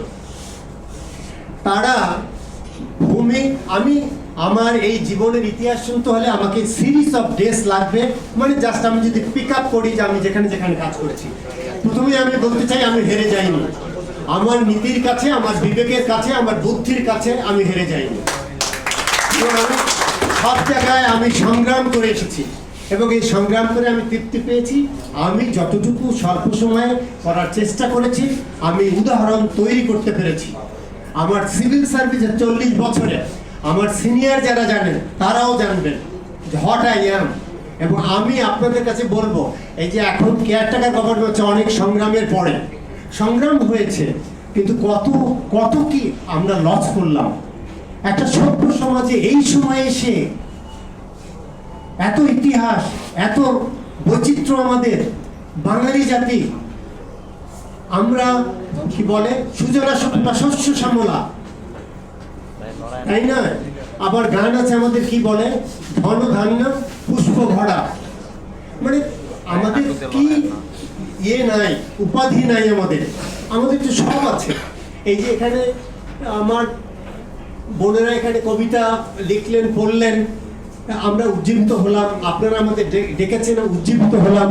কিন্তু আমার কিন্তু এখন অনেকগুলো সংস্থার সাথে আমি জড়িত, যে যেখানে আমাকে ডাকেন, যখন পারি আমি আসবো। এইখানটায় হয়তো আজকে আমি মানে ভাবলাম যে আসবো কি আসবো না, সেরকম একটা ব্যাপার আমার কাছে ছিল, কারণ আমার কিছু অন্য জায়গায় কাজও ছিল। সেই ব্যস্ততায় আমি ভেবেছিলাম যে আসবো না, কিন্তু এই যে আপনাদের যে আজকের যে সভাপতি বাপ্পি সর্দার, যেহেতু আমি পরিচিত এবং এই আন্দোলনের সাথে তারাও জড়িত, আমিও জড়িত, কিন্তু আমি কিন্তু না বলার সাহস পাইনি। সো আমি এসেছি, আমি এখানে আপনাদের সাথে বসে আমাদের যে বিশিষ্ট বক্তারা যারা এখানে বক্তব্য রেখেছেন, বিশেষ করে আমাদের মানে জাতীয় মেরুদণ্ড, আমি যেটাকে বলবো শিক্ষার মেরুদণ্ড, সে বড় বড় ইউনিভার্সিটিগুলো, এখানে স্বনামধন্য প্রফেসররা আছেন, তারা কথা বলেছেন এবং তারা প্রাণী, উদ্ভিদ, এই যে ইস্যুসগুলো আছে সেইটি। এবং আমি প্রথমে ভুলে যাওয়ার জন্য এরপরে আমি খুব চুম্বক কয়েকটা কথা বলবো, আমি অত গভীরে যেতে চাই না। আল কোরআনের 34টি সূরা, সেখানে পাবেন রাব্বুল আলামিন বলেছেন, দি ক্রিয়েটর, তাকে যে নামেই বলুক না কেন, কেউ ভগবান বলে, কেউ গড বলে, কিন্তু রাব্বুল আলামিন, খোদা বলে, আল্লাহ রাব্বুল আলামিন নিজেই বলেছেন। এবং আমরা দেখলাম এই পানি, এই নদী নালা, খাল বিল, এবং আমার মৃত্যুর পরেও বলা হয়েছে যারা জান্নাত পাবেন তার নিজ দিক দিয়ে নহর, সে নহর মানে আবার ওই নদী, পানি। এর মানেটা কি? পানিকে কত গুরুত্ব, মহিমান্বিত করা হয়েছে, এর মানেটা কি? পানির বৈশিষ্ট্য। তাহলে আল্লাহ রাব্বুল আলামিন যদি পানি সৃষ্টি আগে না করতেন, তাহলে তো মানব জাতি জীবনের অস্তিত্ব আসতো না। ফলে আমাদের বুঝতে হবে, অ্যাজ এ মুসলিম তো বটেই, আমরা অন্যান্য জাতি ধর্মের লোক ও মানুষ হিসাবে বুঝতে হবে যে আমাদের যারা নদী নালা, খাল বিল যাদেরকে দিয়েছে, তারা তো মহিমান্বিত। সেই দিক থেকে যদি আমরা মনে করি, আমরা বাঙালিরা বিশ্বে সবচেয়ে বেশি মহিমান্বিত, আমাদের সৃষ্টিকর্তা দ্বারা। কারণ এত নদী নালা, খাল বিল পৃথিবীর কোথাও নেই। এই যে ভাইয়েরা বললেন, প্রফেসররা, যে দেখুন, আমি তো রাইন নদী দেখতে গিয়েছিলাম, আমার সাথে কিছু এক্সপার্টও ছিলেন। আমি তো কি বলে যে ওদের নদীটা ঘুরে টুরে দেখে, ওদের যে কমিশন আছে সেই কমিশনও দেখলাম তারা কিভাবে কাজ করছে। অনেকগুলো দেশ নিয়ে, 5-7টা দেশ নিয়ে, কোথায় নেদারল্যান্ড, কোথায় আপনার এই যে সব আছে, তো number of countries are there very important ইউরোপের। সেই নদীটাকে কিভাবে তারা ব্যবস্থাপনা করছে, আমরা কেন করতে পারছি না? এবং আমাদের নদী নালা খাল বিল যেগুলো, আমি ওই জায়গাটা আসছি, এই বন্যার অবস্থা তো আপনারা দেখেছেন, এই বন্যা আরও দেখবেন। ভাই বলেছেন যে গত 100 বছরও এরকম পানি তো ফেনীতে দেখিনি। আমি তো পার্বত্য অঞ্চলে ডিসি ছিলাম, আমি তো দেখেছি ওখানকার নদী নালা খাল বিল পার্বত্য অঞ্চলে ফেনীর উপর দিয়ে আমি যেতাম। বাংলাদেশের এমন কোনো বড় নদী নালা নেই যেটা আমি দেখিনি। আমি বিশ্বের অনেক নদী নালা আপনি দেখবেন যে বড় সাগর মহাসাগর এগুলো আমি দেখেছি, আমার দেখার সৌভাগ্য পেয়েছে। সো আমি সেই প্রেক্ষাপটে যেটা বলতে চাই যে this is not the time to talk about, this is the time for action, this is the time for action. Time is running out, time is running out. নদী পানি পরিবেশের চেয়ে বড় আর কিছু হয় না। This is my time, I take pride যে সুপ্রিম কোর্ট থেকে আমরা ওই আদেশটা পেয়েছিলাম, যেখানে 17টা পয়েন্ট দেওয়া হয়েছিল। 13,999 নম্বর যে ইয়েটা রিপিটিশনের বলে যেটা হয়েছে, সেগুলো তো হয়েছে। ওখানে বেলা ছিল, কিন্তু হিউম্যান রাইটসের যে অর্গানাইজেশনগুলো আমাদের, আপনারাও এটা জানেন যে অ্যাডভোকেট মঞ্জুর মুর্শেদ, তিনি কিন্তু নাম্বার 1 ইয়েটা ছিলেন, এবং তার সাথে আরো ছিল, বেলা ছিল, অন্যরা। আমরা তো একসাথে কাজও করেছি এইসব নিয়ে, এখনো কথা হয়, কাজ হয়। আমাদের সেই দিনও টেলিফোন করে বললেন, ভাই আপনাকে আবার নদী রক্ষা কমিশনে এখন আসতে হবে। তা আমি বললাম যে নদী রক্ষা কমিশনে তো আমি কাজ করেছি যেই জায়গায়, কিন্তু আমি দেখেছি আমার সময় যেটা ওনারা বললেন, that was the first time আমি তো এই সকল জায়গাগুলো দেখি। এই যে আপনারা অনেক বলছেন, এই ভাই যে এখানে কড়া বক্তব্য দিয়েছে, আই স্যালুট হিম, যে ওরকম একটা ফোর্স দিয়ে বক্তব্য, হৃদয়ে নিংড়ানো কথাটা, এটা তো সাধারণ কোনো কথা নয়। আমি তো বলবো, আপনি বলেন যে রেজওয়ানা চৌধুরী ওখানে আছে, সরি সৈয়দা রেজওয়ানা হাসান, একসাথে কাজ করছি, ভালো মানুষ, ভালো কথা বলেন। আরো অনেকে যারা আছে, এই যে কি বলে শারমিন তো আমার নদী রক্ষা কমিশনে 2বার আমার সাথে তিনি মেম্বার ছিলেন, এই যে আমাদের উপদেষ্টা। ফলে তো জানেন, ভেরি স্পিরিটেড, এবং কাজও করেন নদী নিয়ে, পানি নিয়ে। আমার সাথে একসাথেও কাজ করতে, লেখালেখি করতেও তিনি চেয়েছেন। আমরা লেখালেখি আমি করছি, হয়তো প্রজন্মের কাছে আমি আমার কথাগুলো পৌঁছে দেওয়ার জন্য আমার মনে হয় গত 3-4 বছর যাবত আমি তো কাজ করছি, আমি গভীর রাতেও কাজ করি। That would be there. আমি আমার সর্বশেষ কথাটা আমি বলে যেতে চাই জনগণের জন্য, প্রজন্মের জন্য।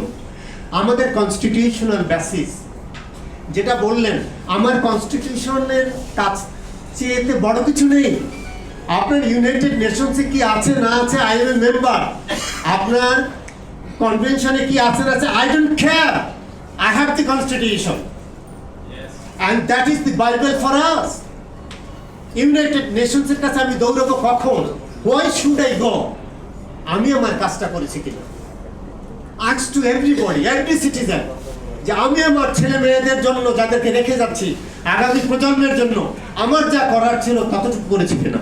আমি কেয়ারটেকার গভর্নমেন্টের, এখন যেটা ছিল, এর আগে যেটা ছিল, এখন যেটাকে বলি আমরা ইন্টারিম গভর্নমেন্ট, এখানে আমরা মনে করছি যে অনেক ভালো কাজ হবে, আমরা আশাবাদী। This is the time. পরিবেশবাদী যারা আছেন আপনারাও এখন একেবারে বোধহয় আমি বলি যে আপনারা সবাই মুখিয়ে আছেন, আপনারা সবাই আন্দোলনে এগিয়ে যান। এবং এই যে আমার সেটা মনে করে আমার কাছে লজ্জা লাগে যে ছেলে মেয়েদের আমরা পাঠিয়েছি এখন স্কুল কলেজ ইউনিভার্সিটিতে যাবে, ওদেরকে রাজনীতিতে নামাতে হচ্ছে, ওদেরকে এরকম সংগ্রাম করে জীবন দিতে হচ্ছে চোখের সামনে। তা আমাদের বেঁচে লাভটা কি? আমাদের তো সবার ফাঁসি দিয়ে মারা যাওয়া উচিত ছিল। যে এইরকম প্রজন্মের, তাহলে আমরা লেখাপড়া করে লাভটা কি হয়েছে আমাকে বলেন? আমরা ইউনিভার্সিটি, বিদেশে লেখাপড়া এখানে সেখানে করে আমরা আসলাম, আমরা কিছু করতে পারলাম না। কেন করতে পারলাম না? কেন আমাদের এই প্রজন্মকে জীবন দিতে হবে, যেটা আমাদেরই করার কথা ছিল? এই পানি, পরিবেশ, এই নদী নালা, খাল বিল, those have been declared as the public property. অথচ কনস্টিটিউশনে বলেই দিয়ে আছে পাবলিক প্রপার্টি, এবং কনস্টিটিউশনের ক্লজ 21 আমাদের সংবিধানের 21-এ দেখবেন, এটা তো একবার গোড়ার থেকেই ছিল। 21 তো আর এটাকে ঢুকানো হয়নি, ঢুকানো হয়েছে 18-র ক, 18-এ, কিন্তু কনস্টিটিউশনের এটা আগে থেকেই ছিল যে পাবলিক প্রপার্টির কথাটা ওখানে পাবেন, ইংরেজিতে দেখবেন পাবলিক প্রপার্টি, যেটাকে আমরা জাতীয় প্রপার্টিও বলি। কিন্তু এই পাবলিক প্রপার্টি আছে নদী, নালা, খাল, বিল, এটা। আবার দেখবেন আমাদের স্টেট অ্যাকুইজিশন টেন্যান্সি, আমি একটু আইনের কথাও কয়েকটা বলতে চাই। আপনারা দেখবেন এই মিসনোমারগুলো আছে কিছু কিছু, এবং ক্রিটিক্যাল ইস্যুস আর দেয়া, এটা অনেকেই জানে না, অনেকেই না। আমি অনেক বিশেষজ্ঞদের দেখছি, অনেক আইনের মানে খুব ইয়ের লোকজন, কিন্তু প্র্যাকটিক্যালি আইনের যে কন্ট্রাডিকশনসগুলো, সেইগুলো এইখানে কিন্তু খুব বেশি করে দেখা যায়। কারণ প্রভাবশালীরা নদী দখল করে, ব্যাংক থেকে টাকা উজাড় করেছে, আর ওইখানে গিয়ে নদী দখল করেছে। আপনারা সবাই আজকে ভালো লাগতো যে আপনাদেরকে নিয়ে আমি ওই নদীর পাড়ে যদি যেতে পারতাম, আপনাদের নিয়ে যদি ওই যে কি বলে মেঘনার পাড়ে, ওটা কি বলে, শীতালক্ষা, আর এই দিক দিয়ে গেল তুরা, আর ওইদিকে গেল ধলেশ্বরী, আর এইদিকে বুড়িগঙ্গা, এইটার মিলন স্থানটা শুধু যদি রাখেন, আমার ওই বইগুলো আনেন, একেবারে যতগুলো বড় বড় কোম্পানি, এবং আমি কোনো রাজনৈতিক কথা বলতে চাই না, আমি মুক্তিযুদ্ধ করেছি, আমার বাঁচার কথা ছিল না, my life is extended life. 69-এ আমি রোজা থেকেছি, তখন বঙ্গবন্ধুর জন্য, তখন তো ইয়েতে নেওয়া হলো, আমার দাদি রোজা থেকেছে, আমার মা রোজা থেকেছে, আমার বাবা রোজা থেকেছেন। কেন? ওয়াই? যে তাকে ফাঁসি দিয়ে দেবে, তিনি আমাদের স্বাধীনতার কথা তখন বলেছেন। সো এগুলো তো কোনো অসত্য কথা না, ইতিহাসকে আপনি বিকৃত করতে পারবেন না, বই পুড়িয়ে দিয়ে তো ইতিহাস মানুষের ইয়ে থেকে মুছতে পারবেন না। আবার এখন যে ইতিহাস লেখা হয়েছে সেটাকেও অস্বীকার করার কোনো ব্যাপার নেই। এর মানেটা কি? মাঝখানে আমরা যারা এসেছি, যাদের যে দায়িত্ব ছিল আমরা তা পালন করতে পারব, আমরা হয়তো চলে যাব, কিন্তু এই দায়িত্ব পালন করা আমাদের উচিত ছিল। কিন্তু এই যে বিশাল একটা মানে স্বাধীনতার পরেও বিশাল গ্যাপ গেল, আমার দেশকে আমি পাকিস্তানিদের বহু বকা দিয়েছি, এখনো বকা দিতাম, কিন্তু আমার হাতে শাসন ক্ষমতা আসলো, আমার নদী, পানি, এইটা আমি শেষ করে দিলাম, আমি নষ্ট করে দিলাম, এবং এর একটা কেউ জেলে ঢুকানো গেল না। আপনি ডিস্ট্রিক্ট ম্যাজিস্ট্রেটকে ক্ষমতা দিয়েছেন যে আপনার নদী যে ইয়ে করবে, জেলা প্রশাসক আইনে তাদেরকে ক্ষমতা দেওয়া আছে, আর কারও দরকার নেই, কোথাও যাওয়ার কেন, ইউনাইটেড নেশনসের ওখানে যাব কি কারণে? আমি বাধ্য না হলে কেন যাবো আমাকে বলেন? আমার এই সব নিয়ে কি বিশ্বে কি এখানে এই সকল আইন কারণ আমার কোনো কিছুই, এটা যদি হয় আপনাদের সাথে আলাপ করতে পারবো পরে, এগুলো আমার পড়া কোনো বাকি নেই, এ নিয়ে আমার গবেষণা আছে, এর প্রত্যেকটা ওয়ার্ডের বিশ্লেষণ আমি জানি। I have been the district magistrate, আমি তো এই আপনার কি বলে বিসিএস একাডেমি, আমি তো টিচার ছিলাম, এখনকার সচিব ওরা যারা সিনিয়র সচিব ওরাও আমার ইয়ে ছিল, ছাত্র। সো ফলে আই নো এই সাবজেক্টকে আমি ভালোভাবেই জানি। এখন ইউনাইটেড নেশনসে যেটা করেছে, আপনি 1997-এর কথা বললেন, আপনার এগুলো আরও 67 থেকেও ছিল, এরপরেও অনেকগুলো কনভেনশন এসছে, কিন্তু যে কনভেনশনিস্টগুলো এগুলো হয়তো বিভিন্ন জাতিকে মনে করিয়ে দিচ্ছে যে এইটা আপনার ইকুই distribution of the water, sharing the international drainage basins. So আপনি ভারত আর আমাদের এই কথায় যদি আমরা আসি, এখন যেটা নিয়ে হলো, আমি তো এর মধ্যে অনেক বক্তৃতা দিয়েছি, আমি বলেছি এর মধ্যে এই যে ফেনীতে এটা হলো, আমার 11টা জেলা ইয়ে হলো, তো এটা কেন হলো? দায়কার ইন্ডিয়া বাংলাদেশের মধ্যে কথা হচ্ছে, আমি তো বলেছি যে ইন্ডিয়া আপনার দায় দায়িত্ব নেই, সেটা কি করে বলবেন আপনি? আপনার ওখানেও পানি পড়লো, আমার এখানেও পানি পড়লো, মানে বৃষ্টি উপর থেকে, সেটা না হয় ন্যাচারাল, আমি তো ওটাকে বন্ধ করতে পারছি না, কিন্তু ওটার রেট আমরা কমাতে পারতাম, এত ঘন ঘন বৃষ্টি হতো না। ক্লাইমেট ইস্যু যেটা ওয়ার্মিং, সো ওয়ার্মিং এর ফলে তো আমার এখানে বৃষ্টির ট্রেন্ড বেড়ে গেছে, তাই না? ভেরি ইরেটিক হয়ে গেছে ওয়েদার, সো আমরা we are having more water. এখন কথা হচ্ছে যে আপনি দেখেন আজ থেকে 30 বছর আগে, 50 বছর আগে ফেনী তো তো এই ভাই ওইদিকে, তো ফেনী আমার এলাকাও যদি দেখি তো আপনি যতটুকু নদী ছিল সেই নদী কি এখন আছে? যে এতগুলো কানেক্টিং খাল ছিল সেগুলো আছে? যে ডোবা নালাগুলো ছিল সেগুলো আছে? জলাশয়গুলো আছে? নাই। সেগুলো কি করেছি আমরা নিজেরা, যে কোনো ভাবে সেখানে বসত বাড়ি করেছি, সেখানে এখন ইন্ডাস্ট্রি করেছি। শীতলক্ষা গিয়ে দেখেন, এখানে বড় বড় কোম্পানিগুলো বলেন, আমার আবার নাম এখনো অনেক মনে থাকে না, বসুন্ধরা থেকে শুরু করে ওই যে সামিট গ্রুপ, তারপরে এই যে কি বলে বড় সাংবাদিক, বড় মেঘনা গ্রুপ অফ ইন্ডাস্ট্রিজ, রাত 3টার সময় তার রিপোর্ট লেখে। আমি আজকে দায়িত্ব বুঝিয়ে দিয়ে গেছি 2021-এ 14 তারিখ রাতে আমি দায়িত্ব দিয়ে যখন চলে যাই 14 জানুয়ারি 2021-এ, বাসায় বসে ওই রিপোর্টটা তখনও আমার লোকজন ওগুলা ডিলে করছে মানে কি বলে ক্যাবিনেটকে বলে আমি নিয়ে আসলাম। ওদের বিরুদ্ধে এলিগেশন ছিল 85 একর জায়গা তারা তাদের ইন্ডাস্ট্রি জানা দখল করে নিয়েছে। আমি শেষ করে নিয়েছে। এই জন্য আমি বিভিন্ন জায়গায় যেতে চাই না। এই লোকগুলোকে কথা বলে আমাকে কিছু বলতে হবে, আমাকে 5-10 মিনিট সময় দেবেন, তাহলে তো আসার কোনো অর্থ হয় না। আপনি এই যখনই আমি বড় কোম্পানির নাম বলতে যাই তখন মুশকিল হয়ে যায়, বুঝেছেন? I don't care this people. These are the people যাদের জন্য এগুলো ঘটছে দেশে। আমাদের people should know who are there. আপনি গিয়ে দেখেন একসাথে ওখানে গেলে ভালো হতো। নেক্সট টাইমে আমি ইয়েকে বলবো যে ভাই আমরা ওই যে মোহনাটা ওখানে চলেন, কোন কোম্পানিগুলো ওখানে করেছে, আমার ব্যাংক থেকে আপনার আমার গরিব মানুষের টাকা সেটা যেমন নিচ্ছে আর ওখানে ইন্ডাস্ট্রি করছে। তো কোনো উন্নয়নের সাথে নদীর কোনো বিরোধ নেই, বরং উন্নয়নকে সেটা সাপোর্ট দেবে। কিন্তু আপনি নদীকেই গলা টিপে হত্যা করে দিয়ে উন্নয়ন কর্ম শুরু করেছেন কেন? কি কারণে আমাকে বলেন? এর মানে এই যে ভাই কথার মাধ্যমে একটা বেরিয়ে গেছে যে আমাদের যে ওই যে মাঠ প্রশাসনে যারা নদীকে রক্ষা করবে, যে দায়িত্ব যাদেরকে দেয়া আছে, ওদের ওখানে যে রাজস্ব বিভাগের যে চোর বাটপারগুলো আছে, এই চোর বাটপারদের সাথে করে নিয়ে হার বদল করে তারপরে ওরা জমিগুলো কিনে নেয়। এবং 85 একরের রিপোর্ট দিলাম, আমি বললাম ডিসির কাছে পাঠিয়ে, আমি জানি যে এরপরে আর অ্যাকশন হবে না। তার আর অ্যাকশন হয়েছে। আমি যদি ওখানে আর 3 দিন থাকতাম ওই 85 একর দখল হয়ে যেত, কারণ বাবার সাধ্য ছিল না, ইভেন নট দি মানে পাওয়ার অফ দি প্রেসিডেন্ট, আমাকে তো কেউ বাধা দিতে পারতো না। এখন এত কথা এতজনে বলছে টাইম কিল করছে, সংস্কারে যাব কেন? এতদিন কোনো দেশে আইন কানুন নাই, তার প্রয়োগ হবে না?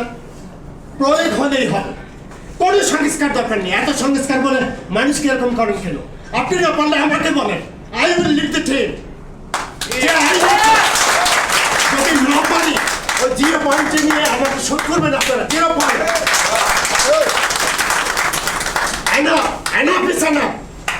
ভালো আইন ভালো প্রয়োগ করবেন, তো অসুবিধাটা কি আছে? প্রয়োগটা হচ্ছে যথেষ্ট। আপনি সব মানুষ কিনা, এবং যারা ক্ষমতায় আসছেন এখন পর্যন্ত তো আমি এন্টি কারাপশনে 2 বার ছিলাম, এন্টি কারাপশন লোককে আমি ছাটিয়ে বিদায় দিয়েছি। ইতিহাস নেন, আমার একটা কথা মিথ্যে হলে আমি দেব।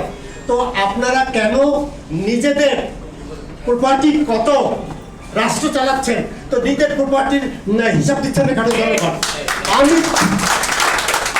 আমি ক্লিক করে জানতে পারি না কারণ মিস্টার এক্স আপনি ওইখানে আছেন, আপনার কত প্রপার্টি?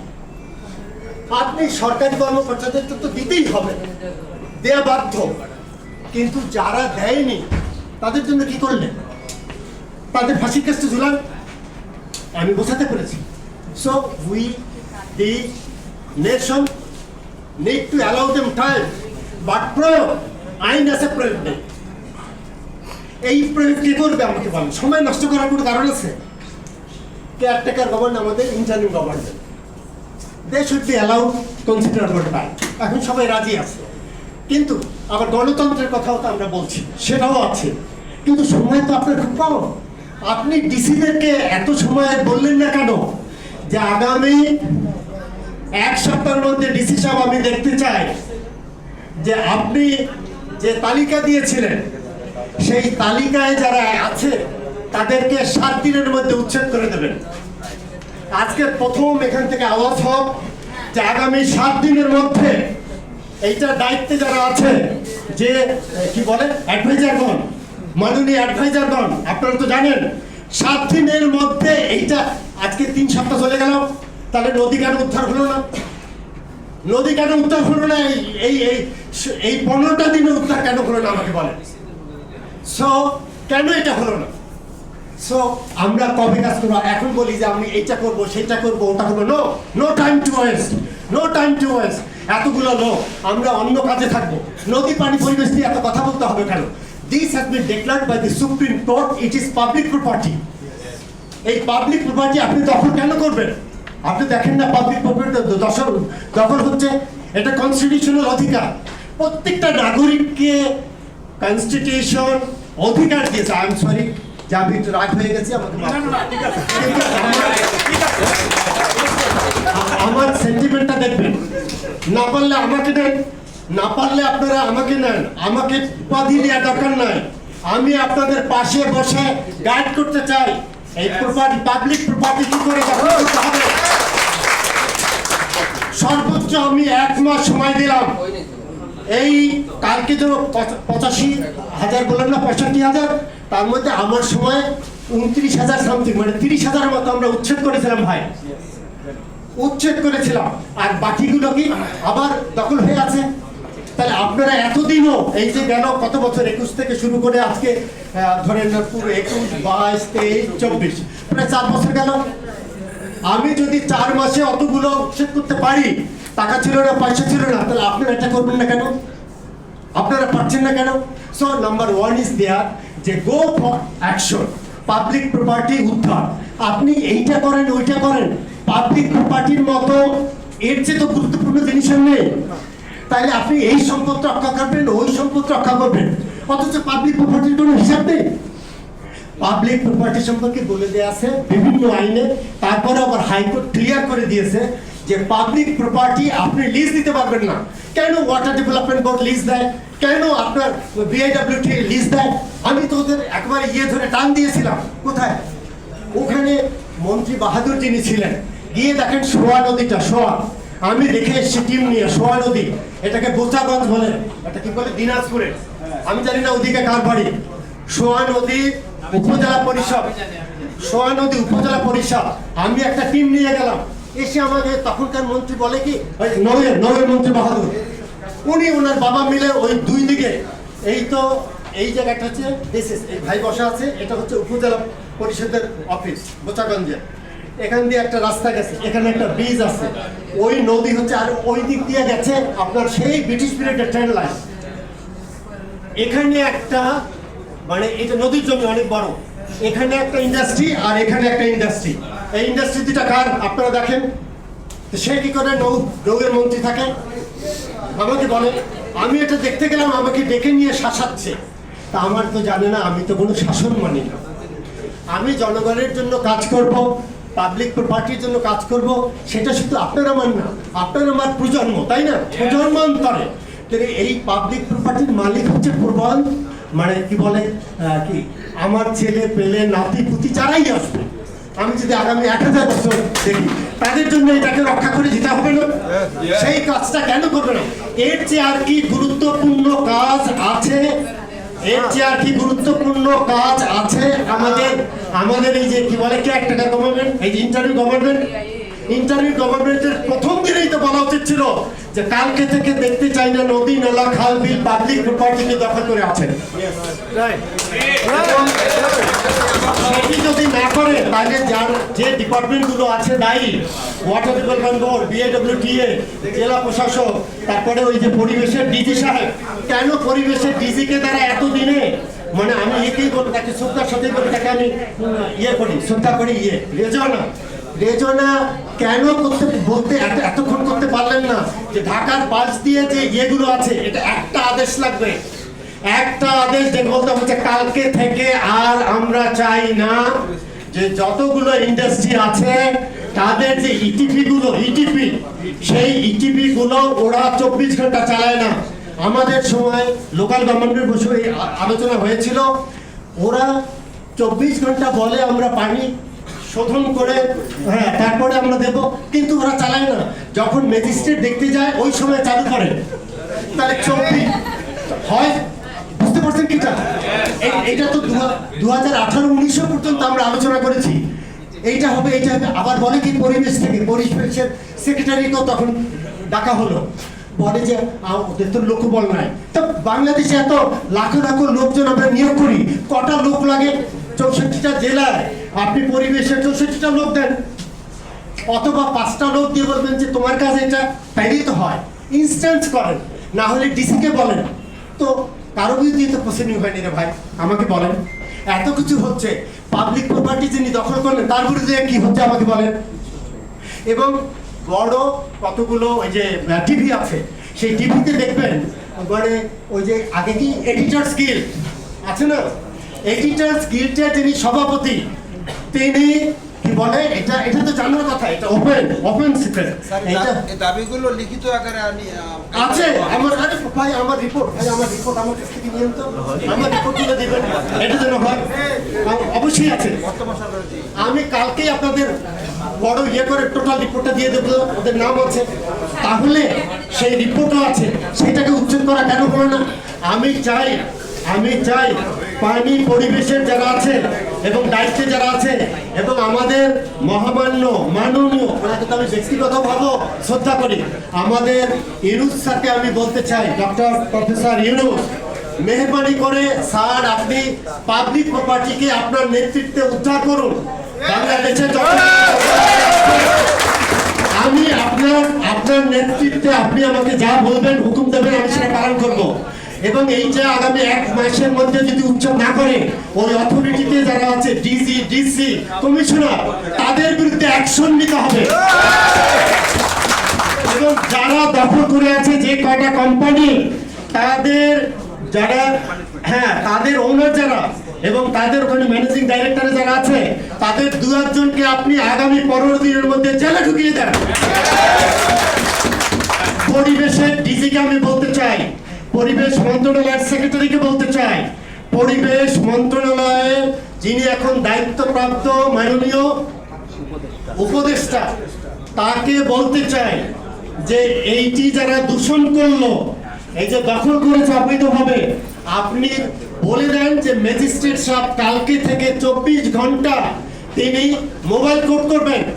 এবং এতদিন পর্যন্ত কারো বিরুদ্ধে মোবাইল কোর্ট করে টাকা না, টাকার দরকার নেই বাঙালি, আমরা পানিশমেন্ট চাই। প্রত্যেকটা মালিককে 10 দিন করে তুমি জেলে ঢুকে রাখো, তারপরে দেখেন এটা বন্ধ হয় কি হয় না। So we need actions. আর কত কথা বলবো, আর কত টাকা নষ্ট করবো। So আমার কথা নাই, আমাকে যেখানে ডাকে আমি যেতে চাই না। আমি বলি যে আপনাদের এটা দ্বারা হবে না। প্রায় 100 অর্গানাইজেশন বেসরকারি এগুলো আছে, নদী নিয়ে, এটা নিয়ে, এইটা একটা সেমিনার করে, এইটা একটা, ওটা করে আমরা করেন, কিন্তু একসাথে বসে যে তারা একটা আন্দোলন করবে, এই কথাটা তো বলতে পারছে না। আপনাদের ডাকে আমি যাব না, এই জন্য আমার একটা হয়ে গেছে, নট টু গো। বুঝেছেন? এটা আমি অনেক কি বলেছি যে আমরা একটা কমিটি করব, আমরা একটা অর্গানাইজেশন করব, মাঝে মধ্যে দিয়ে একটা মিটিং করব, বছরের শেষে আর একটা উদযাপন করব। এটা দিয়ে তো নদী পানি পরিবেশ হবে না রে ভাই। এবার 1 মিনিট সময় দেবেন, আমি বলতে চাই ভারতের সাথে ব্যাপারটা নিয়ে আমি শেষ করতে চাই। ভাই একটা প্রশ্ন করেছেন যে ভাই যেটা প্রশ্ন করেছেন, এই যে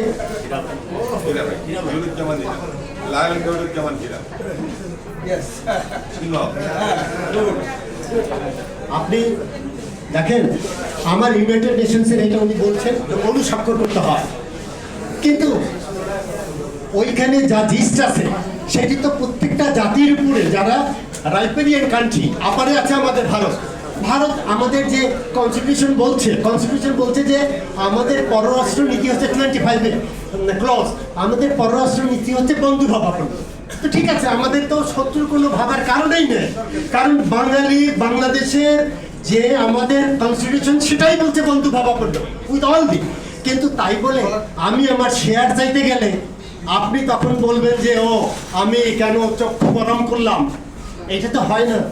আমরা বন্ধু ভাবাপন্ন বলেই আপনাদের কাছ থেকে আমাদের ন্যায্য হিস্সাটা চাই। আমরা তো কোনো অতিরিক্ত চাইনি, আমরা অতিরিক্ত চাইনি। আপনি বলতে চাচ্ছেন যে ফেনীতে আপনার কি আসলো, ওই যে দেখুন আমিও তো গিয়েছিলাম, কি বলে এটাকে, আপনি অ্যাম্বাসাডার, আপনি দূত, আমিও তো বাংলাদেশের দূত ছিলাম জাপানে। আমি দেখেছি জাপানিজ কালচারে একটা কথাকে ওরা কি মূল্য দেয়, আর আপনি এসে আমার প্রধান উপদেষ্টার কাছে মিথ্যা কথা বললেন যে আপনার ওইখান থেকে পানি আপনারা খুলে দেন নাই। আচ্ছা, পানি আপনারা খুলে দেন নাই, বাঁধটা কেন দিয়েছেন? ওই বাঁধে বাংলাদেশ আপনাকে অনুমোদন দিয়েছিল? তাহলে ইন্টারন্যাশনালি কনভেনশনে কি সই করি আর না করি, that is the rule, that is the convention, that is applicable everywhere. যেখানে অপরাধ আছে, যেখানে ডিফারেন্স আছে, যেখানে ইনইকুয়ালিটি আছে, inequal distribution of the water and sharing আছে, সেটা তার জন্য প্রযোজ্য হবে। আপনি ওই দিন বলছেন ওই সময় যারা এসে অনুমোদন দেয়, অনুমোদন না হলেও আমাদের যদি যেতে হয় সেখানে আমরা যাব, কিন্তু তাতে তো ওদেরও ফেস সেভিং হবে না। আমরা তো এই কনফ্লিক্টে যেতে চাই না। আমি ভারতকে বলতে চাই যে আপনারা বন্ধুভাবাপন্ন হয়ে আমাদের সাথে কাজ করছেন, আপনার উপর থেকে পানি গড়িয়ে আমার এখানে যদি আমি সিল করে দেই, বন্ধ করে দেই, তাহলে পানি যাবে কোন জায়গা দিয়া? মাথার উপর দিয়ে। আপনার যদি পরিষ্কার থাকতে হয়, আপনার যদি পুরো দেশকে ফ্লাড থেকে রক্ষা করতে হয়, তাহলে আপনার পানি বাংলাদেশের এই বেসিন দিয়ে যেতে হবে। সেই বেসিন যদি বাংলাদেশের মানুষ বলে, আপনারা যদি আমাদের সাথে কনফ্লিক্টে যান, আপনারা যদি হঠাৎ করে এরকম দেন, আমরা বন্ধ করে দেবো বিভিন্ন জায়গায়। Who are you to say? Who are you to say? আমি আমার টেরিটোরিয়াল যে বাউন্ডারি আছে সেইখানে আমার বাদ টেকসই হোক কি না হোক সেটা আমার ব্যাপার, আপনাদের বলার কোনো দরকার নেই। আমি আপনার পানি যেখান থেকে এসছে, ওই ফেনী নদী, ওই গোমতী আমি 1000 বার গিয়ে দেখেছি। আমি জানি আপনার উপচেও যদি পানি আসে, তাহলে উপচে পানি আসবে, আপনি এটা জানেন না? ওখানে 546 পর্যন্ত মিলিমিটার বৃষ্টি হয় জুলাইতে, তো সেইটাতে এবার হয় নাই, এবার হয়েছে 400-এর নিচে। তাহলে সেই সময়ই তো এইখানে পানি আসে নাই, তাহলে এখন আসছে কেন? মানে আপনি বার্তা করেছেন, বাঁধের পানি জমা করে রেখেছেন, আপনি কিছুদিন পরে ব্যবহার করবেন, সেই পানিটা আর উপরের পানি যখন এসছে এইটা, আচ্ছা আপনি বলেন যে এমনিতে গেছে, তা বাঁধটা ওরকম করলেন কেন যেটা আপনার প্রতিবেশীকে সর্বনাশ করতে পারে? আপনার ইঞ্জিনিয়ারিং বিদ্যায় এটা গেল না যে আমি ওরকম বাঁধ তৈরি করবো না, কারণ এইটা আমার প্রতিবেশী রাষ্ট্রের উপর গিয়ে তাদেরকে ক্ষতি করতে পারে। So with all my respect to our neighbor, closest neighbor, শ্রদ্ধার সাথেই বলি, এইরকম কাজকর্ম বাদগুলো আপনারা বন্ধ করেন। আপনাদের পানি দিয়ে বিদ্যুৎ উৎপাদন করেন, কিন্তু ওই পানি বৃষ্টির সময় আমাদের যখন বৃষ্টি, সেটা দিয়ে যেন না আসে। এবং আরেকটা কথা আমি বলতে চাই, এটা বলে শেষ, আমার কথা বলতে চাই যে আমরা যে পানি এসছে সেটাকে যদি ধরেই নেই যে এই পানি এসছে, ওরাও ছেড়ে দিয়েছে, তাই আমার এখানে যে নদীপথ ছিল, খাল বিল ছিল, সেটা যদি গভীর করতাম, যতটুকু গভীরতা আছে এটা যদি 3 গুণ গভীর করতাম, আমরা নদীর যে খাল বিল, তার যে পাড়, ফোরশোর, ব্যাংক, এটাকেও দখল করছি। কিন্তু ঘটছে তো উল্টাটা, মানুষ বাড়ছে, ইন্ডাস্ট্রি বাড়ছে, পানির চাহিদা বাড়ছে, গরু মহিষীদের চাহিদা বাড়ছে, গাছপালা লাগাচ্ছি। আমি তো আপনাদের বলি যে আমি যখন ডিসি ছিলাম, আমি 3 দিনে ডিসিদের দ্বারা, সবার দ্বারা 1 লক্ষ গাছ লাগিয়েছিলাম। আমি ইউনিভার্সিটি, তারপর কলেজের ছাত্রদের নিয়ে লাগালাম, সেটা লাগিয়েছি, যেখানে গিয়েছি তা আমার ওই কথা নাই বললাম। কিন্তু আমি যেটা বলতে চাই যে আমাদের এখানকার যে পানিটা যদি চলে যেতে পারতো, তাহলে তো এই পরিমাণ পানি হতো না। তাহলে আমার সেটা নষ্ট করেছি।